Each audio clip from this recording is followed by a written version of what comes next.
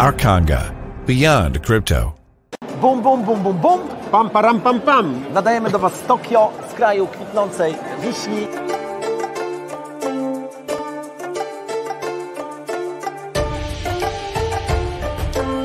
I oto właśnie tutaj nasze stoisko, stanowisko, dużo różnych dyskusji. Łukasz, z kim rozmawiałeś? No rozmawiamy bardzo dużo z różnymi innymi projektami, osobami, które tutaj chodzą, ale najważniejsze jest, że przychodzą tutaj ludzie, którzy są po prostu naszymi klientami. Dzisiaj spotkaliśmy już ich bardzo dużo. Wielu z nich przyjechało na konferencję tylko po to, żeby się spotkać z nami.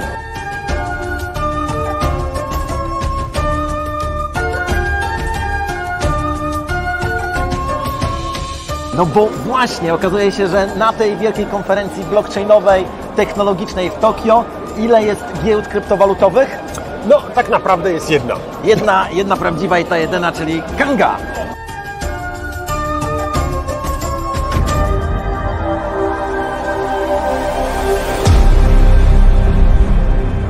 We are Kanga, beyond crypto. Konnichiwa. Dzisiaj jest wtorek, 16 maja. Imieniny obchodzą Więczysław, Wiktorian, Fidol, Germeniusz, Trzebomysł i Ubald. Dzisiaj jest święto Straży Granicznej. Pozdrowienia dla naszych pograniczników. Nadajemy z Gdańska. Niestety pogoda na zewnątrz jak na rynku. 10 stopni i deszczowo. Cena tokena KNG na teraz to $1,85, cena bitcoina to $27,187. Obecny numer bloku to 789 947. Do halvingu pozostało 50 000 i 53 bloki, czyli około 332 dni i 16 godzin. Ja nazywam się Kamil Żynda, razem ze mną jest dziś Łukasz Żeligowski. Cześć. I dziś jest 149 odcinek Kwadransa z Kangą, a w zeszłym tygodniu był jednak odcinek 148. No, czyli mamy 149 bis. Tak. Dajcie nam znać, proszę, jak nas słychać, jak nas widać, bez tego możemy tylko do siebie pogadać i nic nie usłyszycie, także... No i żeby tradycji stało się zadość, Łukasz, mam do ciebie pytanie tradycyjnie. Ile kaw dziennie pije pielęgniarka? Nie wiem. Strzykawki. No dobra. Łukaszu, powiedz mi, co tam na rynkach się dzieje? No, na rynkach mamy duże poruszenie. Mamy zaktywizowaną działalność naszych paintowców, czyli tych wszystkich, którzy doszukują się jakichś wzorów, patternów i jakichś powtórzeń. Pojawia się znowu wiele bardzo fajnych słów, jakieś ciągi Fibonacciego, pojawiają się fale Elliota, pojawiają się jakieś głowy, ramiona i czekam na nogi. Zobaczymy, jak to będzie.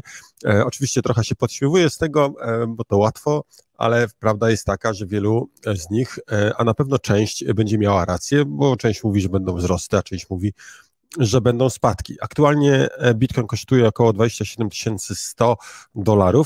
No i możemy powiedzieć, że jeżeli mamy tylko jakikolwiek większy spadek, to następuje duży wykup. Tutaj wyraźnie to wskazuje na to, że byki bronią tych niższych poziomów, skupują z rynku, jak tylko cena spadnie.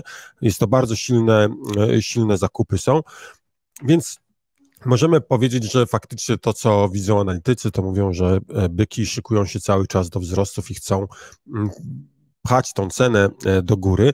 Niemniej jednak, jak tylko ta cena zbliża się do tych średnich kroczących 50-dniowych czy 20-dniowych, to mamy sporą wyprzedaż i wtedy widzimy spadek cen. No, niedźwiedzie nie śpią, już się obudziły i pilnują tych wzrostów. Nie bardzo chcą, żeby ta cena rosła. Dla niedźwiedzi takim istotnym punktem oporu jest $25,000. Jeżeli faktycznie uda im się zbić te $25,000, no to tak jak tu zapisałem, możemy widzieć spadki nawet do 20. To jest taki psychologiczny poziom, gdzie niedźwiedzie pewnie chciałyby się teraz znaleźć, no ale z drugiej strony faktycznie byki pchają tą cenę dosyć mocno, zobaczymy, czy będą silniejsze niż niedźwiedzie, no i 31 000, jeżeli zostanie przebite, no to mamy otwarte wzrosty na 32, 35 i 40 000, tutaj podkreślam to, że 40 000 pojawia się coraz częściej na coraz większej ilości kont tych naszych analityków, więc optymizm raczej jest na rynku. No, niecały rok do halvingu. Można powiedzieć, że już te wzrosty powinny się zacząć. Bardzo, bardzo dynamiczna sytuacja. Podobnie jest z Ethereum. Ethereum teraz kosztuje około $1800.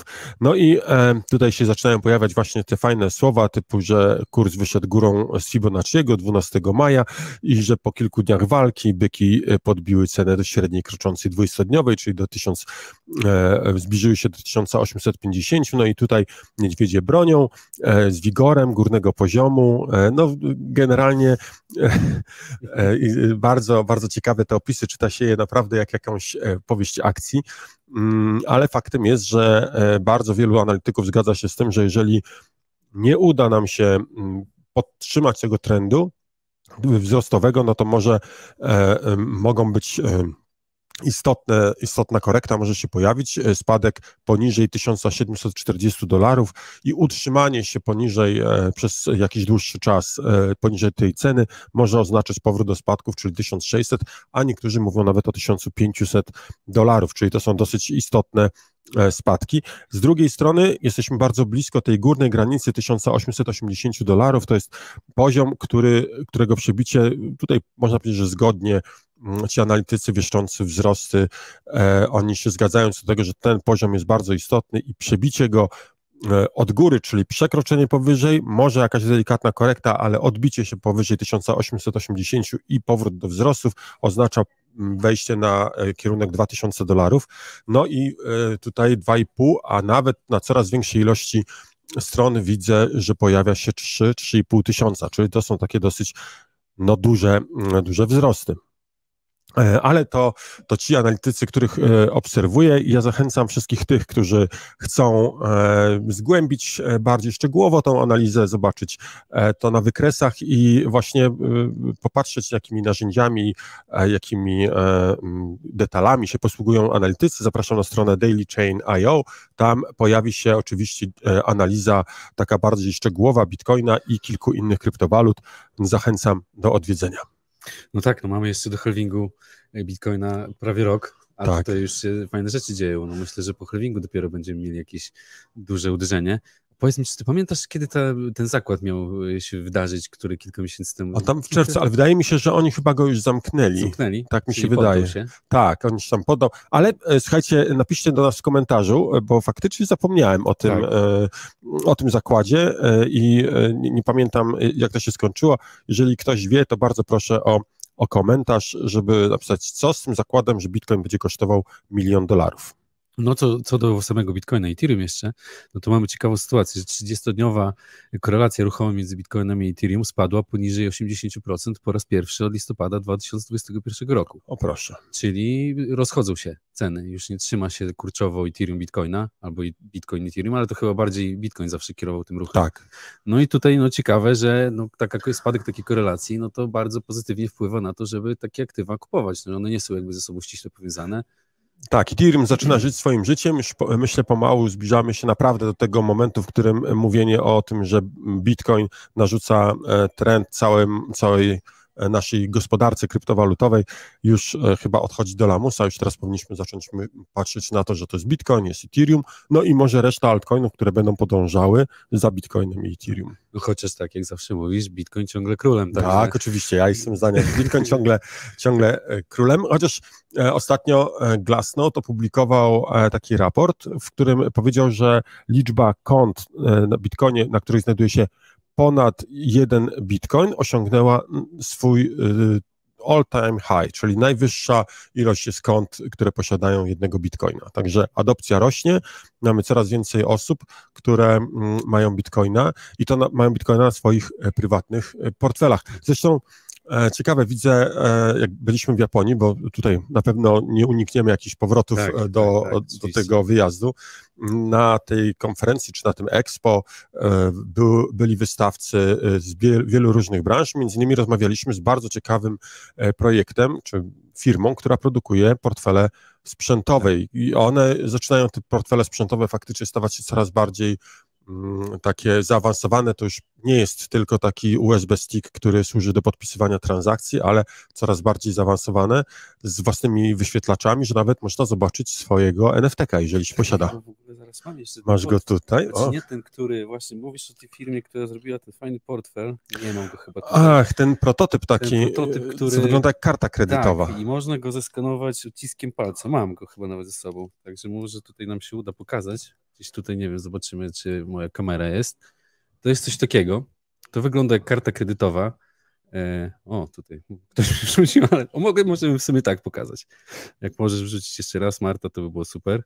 Tak, to wygląda jak karta kredytowa. Tutaj mamy coś takiego, że potwierdza się swoją tożsamość odciskiem palca. Tutaj mamy wyświetlacz e-ink, taki jak w Kindle na przykład. Na którym się wyświetla stan portfela, tutaj do nawigacji, no i jakieś łącze do ładowania. Komunikacja poprzez łącze Bluetooth. Także myślę, że firma SecuX możemy tutaj w sumie polecić, bo tam rozmawialiśmy sobie trochę.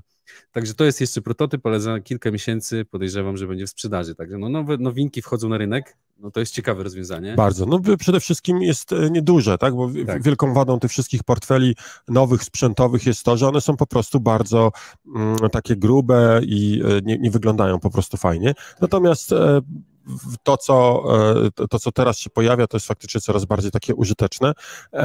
Już parę lat temu widziałem taki trochę mniejszy od karty kredytowej, ale grubszy portfel, też bardzo fajny. No on tam, ta firma niestety upadła, ale portfel mi się szalenie podobał. Zobaczymy, jak tutaj kolegom z SecuX, SecuX się uda. Faktycznie są bardzo, bardzo zaangażowani, mają placówki zarówno w Japonii, jak i w Niemczech, z tego co pamiętam. No my będziemy z pewnością im kibicować i mam nadzieję, że spotkamy się z nimi, bo nie będę już więcej mówił. Tak jest. No co do tego portfela jeszcze i właśnie to było fajne, bo oni mają takie rozwiązanie, które teraz Ledger próbuje wprowadzić, już z wyświetlaczem, wygląda jak taki mały tablecik, coś takiego. No i to cena też chyba nie była jakaś tam straszna, około 200 euro.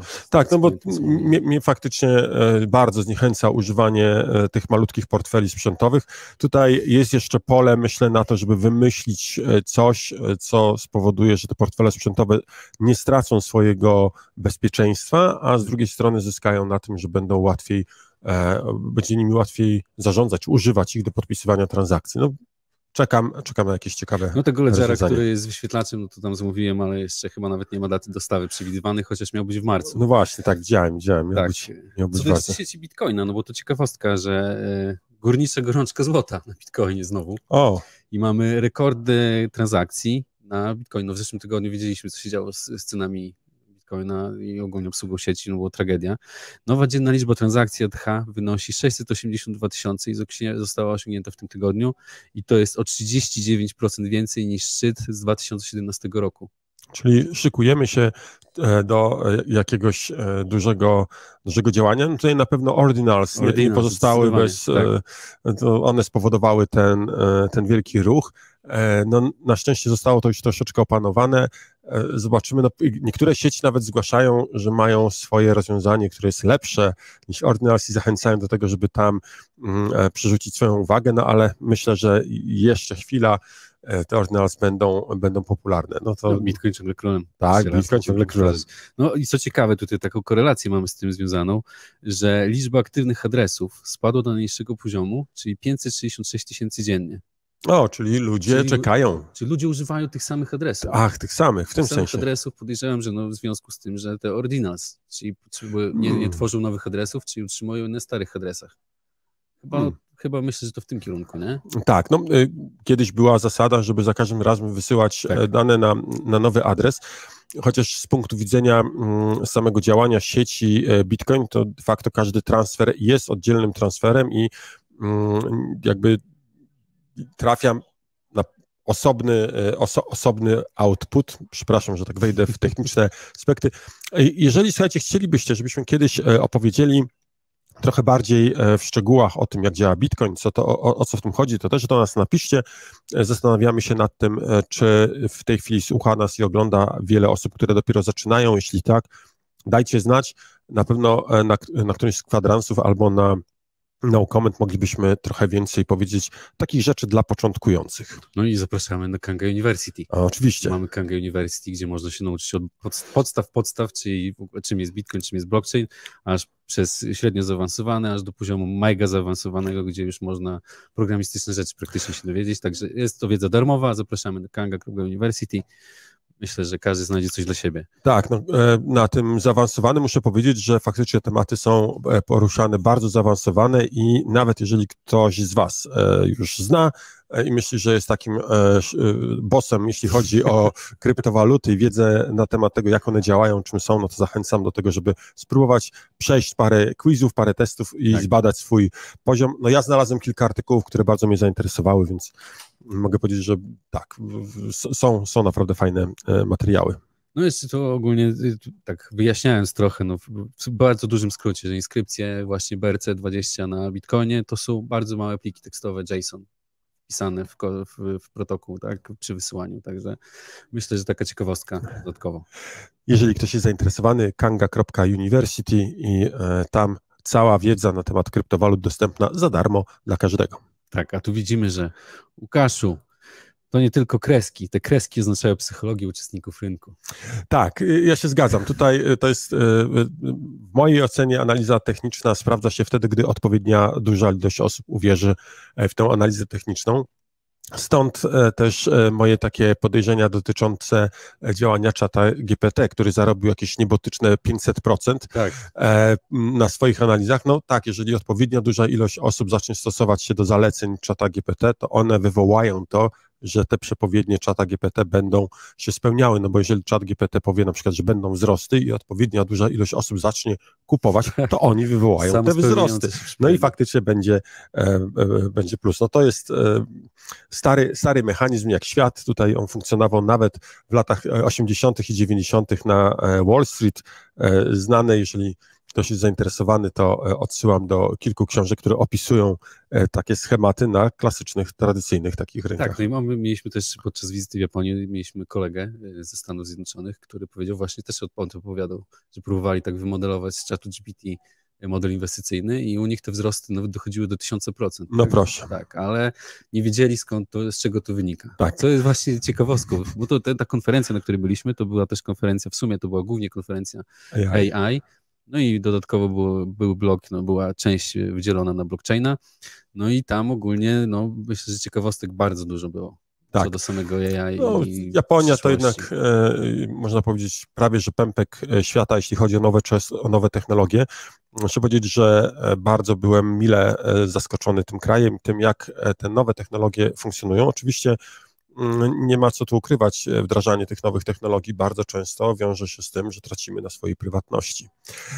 Powszechnie używana karta IC chyba się nazywa, na przykład Suica albo Pasmo, to są takie karty, które są używane do wszystkiego. To jest taka karta typu prepaid, możemy ją sobie zainstalować na telefonie. Faktycznie mega wygodne narzędzie, wpłacam tam jakieś środki i jak chcę wejść do metra, to przesuwam telefon, nawet nie muszę nic robić, telefon sam rozpoznaje, że to jest wejście do metra, wybiera odpowiednią kartę, pobiera wstępną opłatę, mogę jeździć ile chcę, czy tam dojechać tam, gdzie chcę, tyloma liniami, iloma muszę i jak wychodzę, to charge'uje mnie odpowiednią opłatą, a oprócz tego mogę za to kupić we wszystkich vending machines, czyli tych automatach, mogę zapłacić w sklepie, bardzo wygodne, a z faktem jest, ktoś dokładnie wie, gdzie byłem, co robiłem i co jadłem, więc no, można by się przyczepić, że tu nasza prywatność cierpi. Ja staram się używać gotówki przede wszystkim no w Polsce, czyli tu, gdzie jesteśmy najczęściej, na takich wyjazdach ciężko jednak tę gotówkę, tak. Choć wiem, że niektórzy z nas używali tylko gotówki, no za wyjątkiem tych przyjazdów metrem, tak. Prawda? No co ciekawostka właśnie, że tutaj powiedziałeś o tej sójce, no ale jest właśnie taka sytuacja, że tej sójki nie można doładować kartą kredytową. Musisz wyjąć gotówkę z bankomatu który stoi obok właśnie tej maszyny do doładowania, wyjąć gotówkę i gotówką doładować sójkę. Bardzo się cieszę, że to poruszyłeś, więc teraz powiem, dlaczego tak było, bo na normalnych telefonach to działa, bez problemu mogłem przy pomocy Apple Pay'a doładować sójkę 2 naciśnięciami klawisza. Gorzej tylko jak bateria padnie w zegarku tak, i jest problem. Ciężko jest później coś zrobić. Tutaj Kamil nawiązuje do takiej przygody małej, którą mieliśmy bagaże podczas jednego z wyjazdów do Osaki, gdzie mieliśmy spotkania biznesowe, przebraliśmy się i zostawiliśmy bagaże w takim schowku i znowu tu karta ta sójka zadziałała. Ja miałem kartę tą podłączoną do swojego zegarka, włączyłem, czy zapłaciłem za schowek, no i teraz, żeby otworzyć ten schowek, trzeba przytknąć tą samą kartę jeszcze raz. Problem polegał na tym, że pół godziny mniej więcej przed jak mieliśmy być już na stacji, zorientowałem się, że mój zegarek przestał działać. No i zaczął się wyścig z czasem. Dla tych, którzy mają słabe nerwy, powiem od razu tak, udało nam się wyciągnąć dosłownie... Biegliście na peron. Tak, jak biegaliśmy na peron ze Sławkiem z walizką, to właśnie wjeżdżał ten super szybki pociąg Shinkansen, czy jakoś Shinkansen, tak. Z Osaki do Tokio. Tak przy okazji, niech ktoś napisze, kto nie wie, tylko próbuje zgadnąć, jak często pociągi Shinkansen z Osaki do Tokio jeżdżą. To jest ponad 500 kilometrów, podróż trwa 2 godziny z kawałeczkiem. No, jak często odjeżdżają pociągi z Osaki do Tokio i z Tokio do Osaki?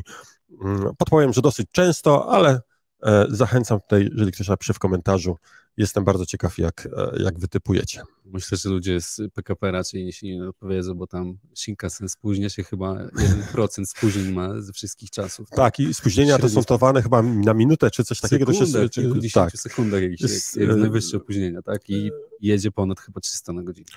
No, ja zanotowałem 265 czy 267 km, faktycznie jedzie szybko, tutaj Hex pisze co 30 minut, Mateusz co 10, no co 10 minut to byłoby naprawdę często, ja powiem co 15 minut, co 15 minut odjeżdża pociąg, to tak jakbyśmy, nie wiem, z Gdańska do Warszawy mieli super szybkie Intercity, które jeździ trochę szybciej niż aktualne, odjeżdżające co 15 minut, no to byłaby po prostu rewelacja. W tej chwili odjeżdżają co godzinę, troszeczkę ponad i to tylko kilka w ciągu doby takich jest pór, gdzie tak często odjeżdżają, no chyba o 21 jest ostatni. No, tak.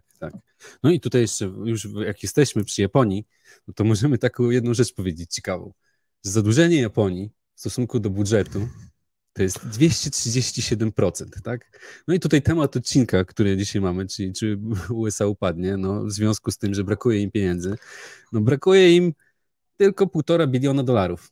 Czyli tak, jak przeliczając, to jest 1500 miliardów, no i to jest o 0,1 biliona więcej niż na początku tego roku.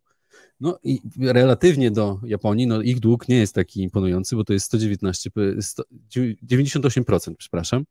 No Japonia przy tym 237%, czy Włochy, nad którymi się wszyscy tutaj pastwią 135,5%. No to tak, to pokazuje tylko, jak bardzo drukowanie pieniądza jest w modzie, jak dużo krajów drukuje swoje puste pieniądze, bo przypomnę, za tymi pieniędzmi nic nie stoi, nie ma żadnej wartości. Ten zarzut, który często jest stawiany kryptowalutom, że kryptowaluty, one nie mają żadnej wartości, nic nie znaczą, tak, dokładnie mają taką samą wartość jak zwykłe funty, złotówki, dolary czy jeny, czy euro, czyli konkretnie taki banknot 100-eurowy, on nie ma żadnej jakiejś wartości, oprócz tej, że państwo zgodziło się przyjmować płatność podatków w tej walucie, ale coraz więcej krajów godzi się na to, żeby płacić podatki również w kryptowalutach. Tak.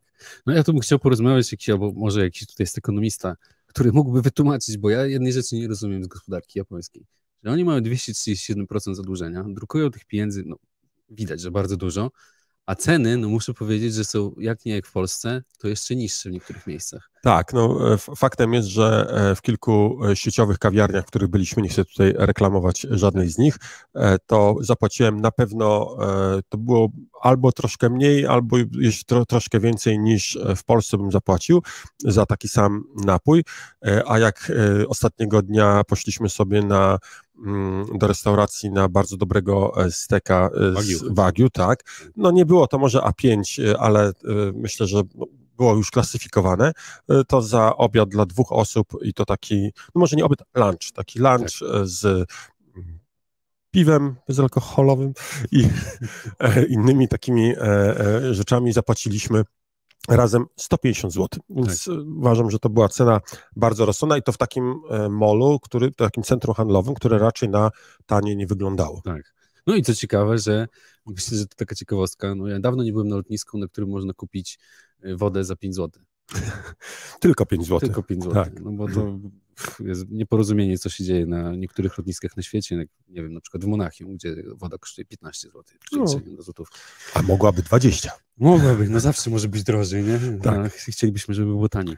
No dobra, no to tutaj teraz może wspomnimy o tym, że mamy tutaj gościa, który czeka, żeby się do nas dołączyć, który tutaj przybiera już nogami i jest w bardzo ciekawym miejscu, bo jest na Kongresie Ochrony Informacji Niejawnych, Biznesowych i Danych Osobowych. Także zapraszamy, Sławku, dołącz do nas i powiedz kilka słów, co u ciebie.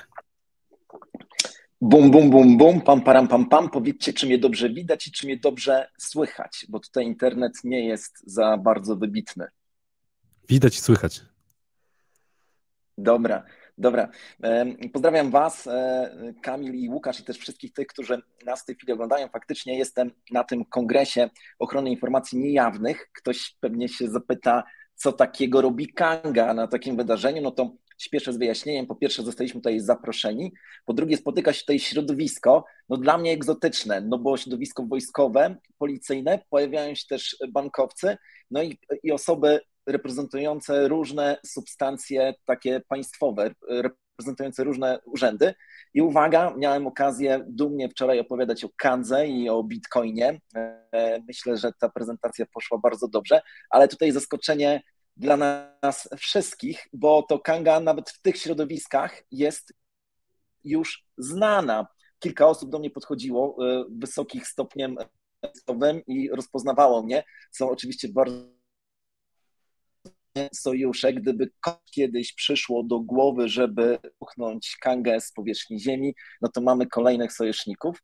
I dodam, że jutro zaczyna się Fintech Forum, na którym będę obecny. Kamil dojeżdża, będzie kilka osób z Kangi, także zapraszam wszystkich chętnych do Warszawy, do hotelu Westin, gdzie będziemy też mieli swoje stoisko i też będziemy mieli prelekcje na temat płatności kryptowalutowych. Oczywiście będziemy mówili o Kanga Pay. No i to tyle, moi drodzy. Pozdrawiam Was bardzo, bardzo gorąco. Dziękuję bardzo, Sławku. Rozumiem, że skoro to jest Kongres Informacji Niejawnej, to nie możesz zdradzić swojej lokalizacji, a tło rodem z PRL-u za twoimi plecami jest tylko kamuflażem, żeby nikt nie rozpoznał tego, gdzie się znajdujesz. Tak. Dzięki, Sławek. Dzięki. No i co, zapraszamy na stronę Kanga Pay, gdzie można sprawdzić i wdrożyć płatności kryptowalutowe w swoim sklepie, albo w e-commerce, albo w sklepie tradycyjnym za pomocą naszego Kanga Terminala. Bardzo prosty sposób. Trzeba wejść na stronę, sprawdzić jak to się robi, założyć konto na Kandze, przejść delikatną weryfikację i można przyjmować płatności w krypto. Tych punktów, które dochodzą, jest coraz więcej. Niedługo będzie dostępna mapka, gdzie będą te punkty wszystkie oznaczone, także no liczymy na to, że w ten sposób adopcja będzie postępować. No, trzeba podkreślić, że dla sprzedawcy ten sposób płatności jest o tyle wygodny, że on dostaje po prostu równowartość w stablecoinach tyle, ile potrzebuje, więc nie ma ryzyka walutowego. To nie jest tak, że wyliczamy na przykład, ile bitcoina ktoś musi zapłacić i sprzedawca ma bitcoina i nie wiadomo, co z tym zrobić. Nie mamy całą procedurę. Tutaj ta procedura została skonsultowana z doradcami podatkowymi, z księgowymi, tak żeby to było zgodne z przepisami i jak najbardziej jest zgodne z przepisami zarówno dla klienta, jak i dla kupującego. Jest to pewna, prosta procedura. Wdrożenie jej to jest naprawdę kilka chwil, wystarczy później mieć tylko telefon, który służy jako terminal do przyjmowania płatności, no i sama transakcja, ta płatność odbywa się, uwaga, to jest bardzo istotne, dosłownie w sekundach, a nie musimy czekać na potwierdzenia bloku, więc mamy zapewnioną pewną szybką transakcję. Osoba płacąca może zapłacić prawie że dowolną kryptowalutą, a kupujący otrzymuje dokładnie tyle stablecoina, ile sobie zażyczył. Jeżeli podawał cenę w złotówkach, to dostanie odpowiednią kwotę w złotówkach, w dolarach czy w euro. To już jest od niego, on wybiera, jaką walutę chce dostać. No i dodajmy, że może dostać później przelew na konto. Oczywiście, w każdej chwili może zrobić przelew na konto, może go robić zaraz po transakcji, a może również po prostu robić sobie go raz na tydzień, czy co jakiś czas przelew przychodzi do niego w ciągu jednego dnia roboczego plus procesowanie samego zlecenia, więc można przyjąć, że na pewno w ciągu 2 dni roboczych ta płatność powinna trafić, a na pewno opuści nasze konto bankowe i potem już tylko czekamy na to, kiedy dotrze do odbiorcy ostatecznego. Także zapraszamy do korzystania. No tutaj Mente Maleo pisze, panowie z symetrii w Japonii tenisa zwyczajnego, coś takiego jest dawno w Londynie. No nie do końca, bo tą sujką można płacić wszędzie. To jest tak, że można płacić w sklepach, na stacjach benzynowych. No wiem, z tego co wiem, no to w Wielkiej Brytanii, nie pamiętam jak ta karta się nazywa, korzystałem z wiele razy, ale nie pamiętam, ale tam można płacić tylko w metrze. Środki komunikacji. Środki komunikacji, tak, za przyjazdy. A tutaj ta sujka obowiązuje w praktycznie wszystkich miejscach, gdzie można płacić. Co więcej, Nawet na lotnisku. tak, w małych restauracjach często można było zauważyć nawet sytuację taką, że nie były przyjmowane płatności kartą kredytową, czy tymi kartami, które powszechnie znamy, a sujka działała i ta karta EC działała bez żadnego problemu.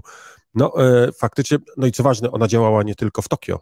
Tak. Tylko ta sama karta działała w Osace i w każdym innym, tak, w każdym mieście, więc to jest takie rozwiązanie ogólnonarodowe na cały kraj tego korzysta. Naprawdę szalenie wygodne, no pokazuje, że po prostu faktycznie czasami za wygodę trzeba płacić swoją prywatnością, ale to może być, znaczy póki to jest moja decyzja, no to jest wszystko okej. Jakbym był przymuszany do tego, no to wtedy jest trochę gorzej. Na razie mogę za każdym razem brać sobie nową kartę Suikę i nikt nie powiąże transakcji. Jeżeli ktoś jest freakiem takim bezpieczeństwa, no to może zachować pewną anonimowość, chociaż... Zwłaszcza, że doładowujesz gotówką. Tak, możesz doładować gotówką, więc tutaj nie ma problemu.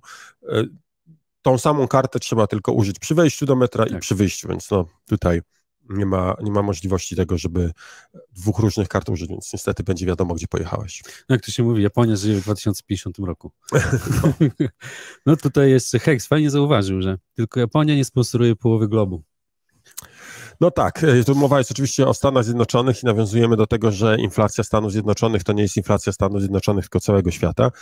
Stany Zjednoczone eksportują swoją inflację do innych krajów. No tak, taka jest zaleta bycia supermocarstwem, krajem, który może narzucać innym. Nie wszystkie rzeczy nam się podobają, ale gdybym miał wybrać Chiny albo Stany Zjednoczone, to na razie wybrałbym Stany Zjednoczone, ale... No tutaj ostatnie dni to też nasz naczelny spekulant, Rafał, pozdrawiamy Rafała oczywiście, no tutaj dowodzi, że Chiny nie wygrają wojny z USA. To jest sztucznie dopompowany twór i po prostu mają dobry PR, mają PR jaki mają, no ale myślę, że gospodarka Chin jest daleka od gospodarki USA. Tak, no, wydaje mi się, że to jest mój pogląd, że Chiny to jest taki kolos na glinianych nogach. Oczywiście tutaj mogę się mylić, niemniej jednak nikt się nie spodziewał, że na przykład Rosja okaże się tak słabym krajem. Wszystko, co posiadała, cała mocarstwowość, można powiedzieć, że okazała się tylko pustym waleniem w klatę i udowadnianiem, jakim jesteśmy wielkim niedźwiedziem, a wyszedł z tego taki pimpuś sadełko, nic więcej. No, Chiny też się mogą takie okazać. Mówię to nie dlatego, że jakoś straszliwie Chin nie lubię, tylko dlatego, że wydaje mi się, że po prostu gospodarka chińska jest nieefektywna. Tak. Cała masa rzeczy, taka para z gospodarki idzie w gwizdek, a nie w to, co jest potrzebne. Budowane miasta, całe miasta budowane tylko po to, żeby dany okręg mógł się wykazać odpowiednią ilością nowo wybudowanych budynków, po czym to miasto bez zasiedlania ludzi jest równane z ziemią, budowane od nowa, żeby znowu można było pokazać, że nowe budynki się pojawiły. No to na pewno nie może działać, to po prostu nie może. Pytanie, jak bardzo to zaburza? No przypomnę jeszcze to badanie, o którym mówiliśmy chyba z rok temu. Pewien naukowiec zaczął szukać jakiegoś sposobu na to, żeby weryfikować przychód czy wzrosty krajów, te publikowane w związku z PKB.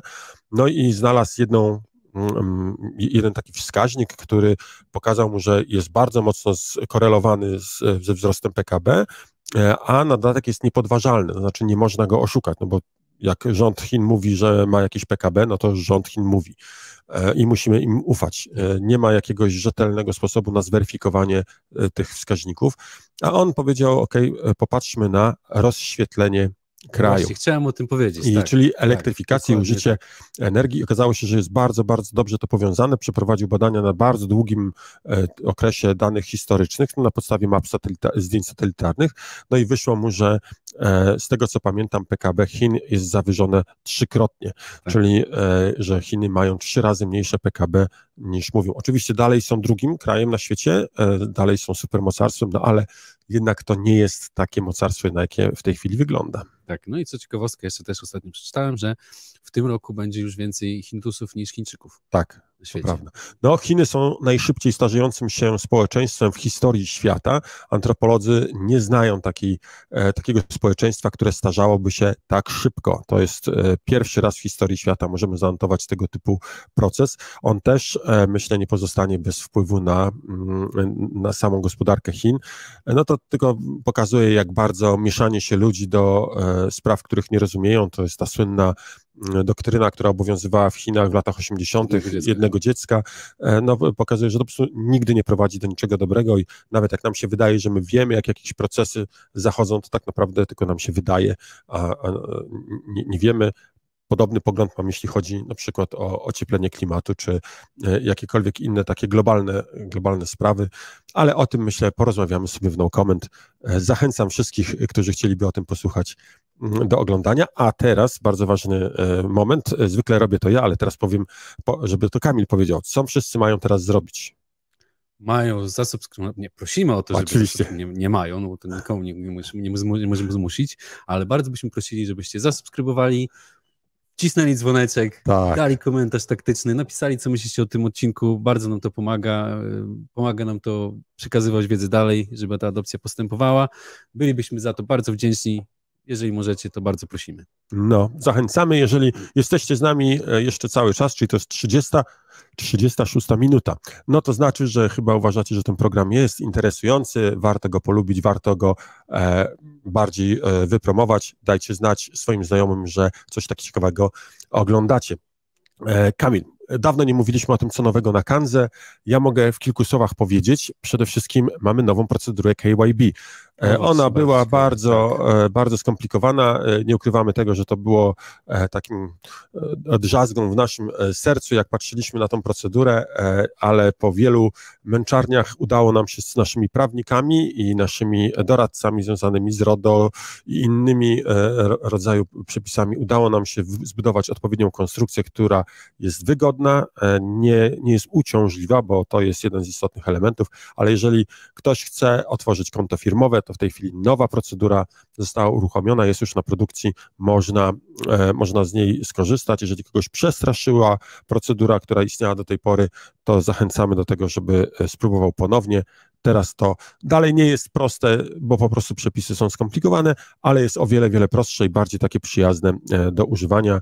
Zachęcamy tych, którzy nie podobało się to, co było. Teraz będzie lepiej, to już jest dostępne dla wszystkich. Rany, ależ mamy dużo zmian. Nawet nie, powiem tak, zmian jest bardzo dużo, nie będę ich wszystkich czytał. Dziękuję bardzo tutaj Tomkowi za dostarczenie tej listy.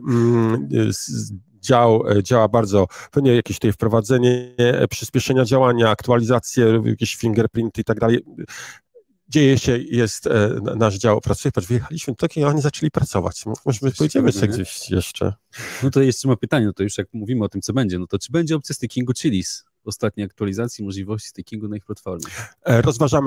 Rozważamy taką możliwość, będziemy informowali na bieżąco, na pewno z wyprzedzeniem damy znać, dlatego warto zasubskrybować i kliknąć dzwoneczek, bo wtedy ta informacja trafi do ciebie najszybciej, jak to możliwe. Zachęcamy do tego, żeby to zrobić. Kamil, konkurs. Tak. Bo to już czas. No to mamy takiego newsa, że konkursu nikt nie wygrał. Wow, mamy kumulację. Mamy kumulację i z zeszłego tygodnia 50,6 Kangi przychodzi na następny tydzień. Także gratulacje. Co trzeba zrobić? No tak, powiedz.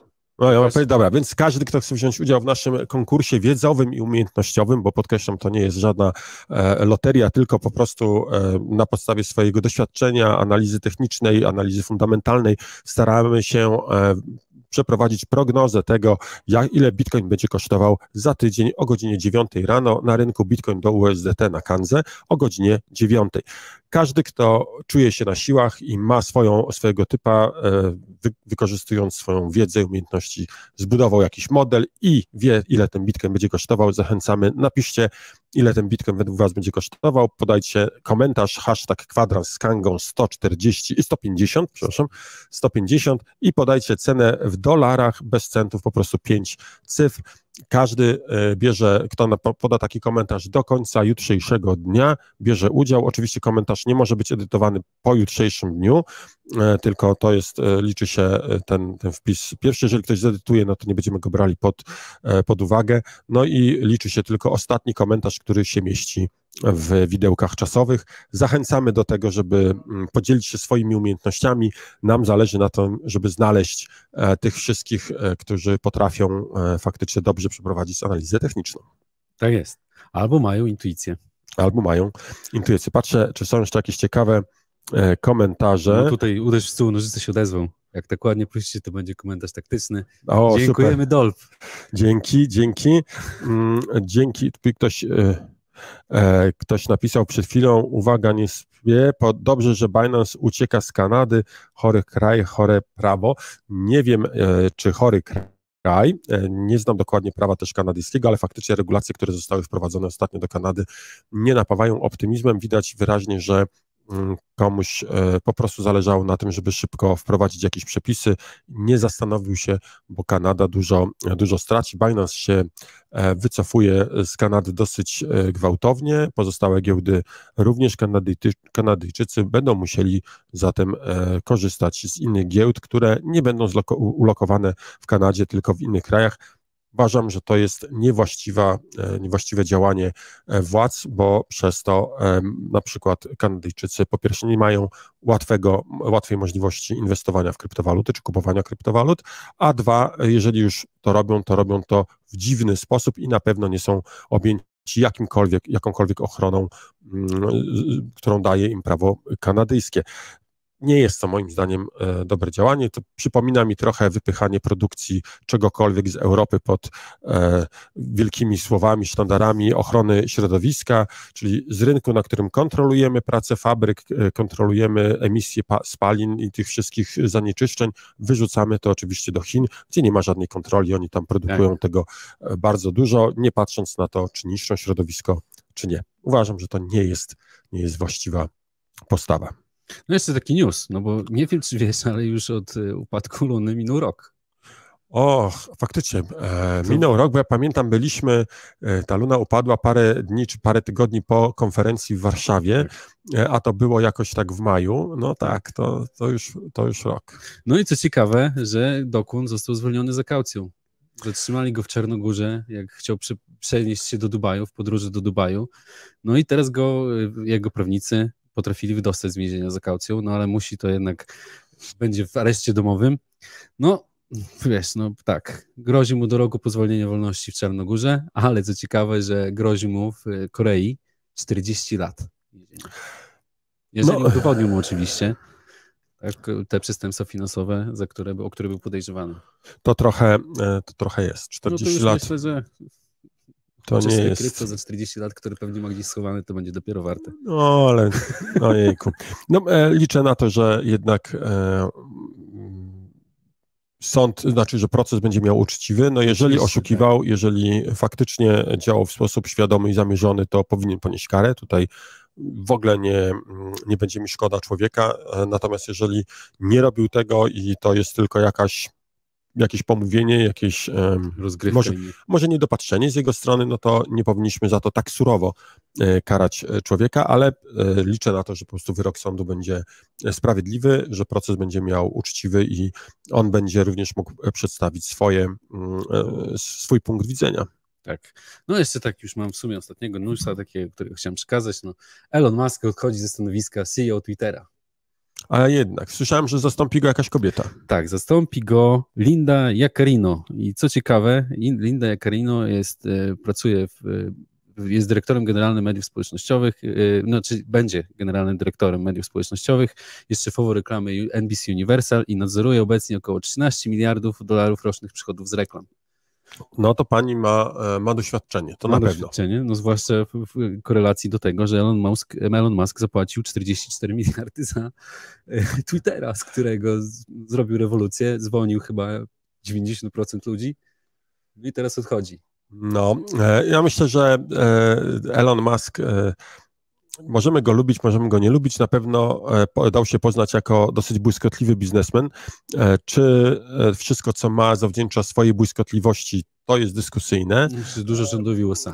Tak, no ale każdy mógł to zrobić, no tak. Może jednak coś trzeba było umieć, ale zobaczymy jak będzie Twitter działał. Wszyscy wróżyli, że Twitter upadnie, tu już jakieś mastodonty i inne projekty miały powstawać i przejąć władzę nad światem. Okazało się to dosyć płonne. Twitter cały czas króluje, ma swoje problemy, ma swoje ciemne strony, ale jednak działa. Wydaje mi się, że te mechanizmy ograniczające treść jakoś zostały ograniczone. Nie mamy takiej cenzury, a przynajmniej ta cenzura nie jest ukierunkowana politycznie. Taką mam przynajmniej nadzieję. Chociaż mieli taki moment, że ta wajcha poszła w drugą stronę i niektóre rzeczy, które widziałem na Twitterze, to raczej nawet według mnie nie powinno się tam znaleźć. Okej. No dobrze. Łukaszu, masz coś jeszcze do dodania z dzisiejszych tematów? No, przede wszystkim wiem, że ten odcinek będzie miał napisy po angielsku, więc liczę na to, że zobaczą go również nasi użytkownicy z Japonii. Pozdrawiamy serdecznie. Cieszymy się, że jesteście z nami. Do zobaczenia, mam nadzieję, wkrótce, bo zamierzamy wrócić na jakąś kolejną konferencję. No a was wszystkich, którzy jesteście w Polsce, to zachęcamy do tego, żeby odwiedzić nasze stoisko na zbliżającej się konferencji w Warszawie. Znaczy, za tydzień będziemy na konferencji w Warszawie, na NBX. To jest największe wydarzenie krypto w Polsce, według wielu, myślę, że według nas również. Będzie dużo, bardzo, bardzo dużo ciekawych rzeczy, będą konkursy, będzie można wygrać fajne nagrody, będzie można dostać nasze gadżety. Nowe gadżety z nowym logo, po nowym rebrandingu. No i będzie bardzo duża reprezentacja, od nas będzie chyba 18 albo 16 osób, także będzie można porozmawiać, wymienić poglądy, podyskutować z Łukaszem, ze mną, ze Sławkiem. Tak. Zachęcamy i zapraszamy. Jesteśmy otwarci na wszelkiego rodzaju kontakty, chcemy z wami się widzieć i uwaga, bardzo cenimy sobie każdą krytykę, pod warunkiem, że ten ktoś potrafi tą krytykę powiedzieć nam prosto w oczy, a nie ukrywać się pod anonimowymi komentarzami.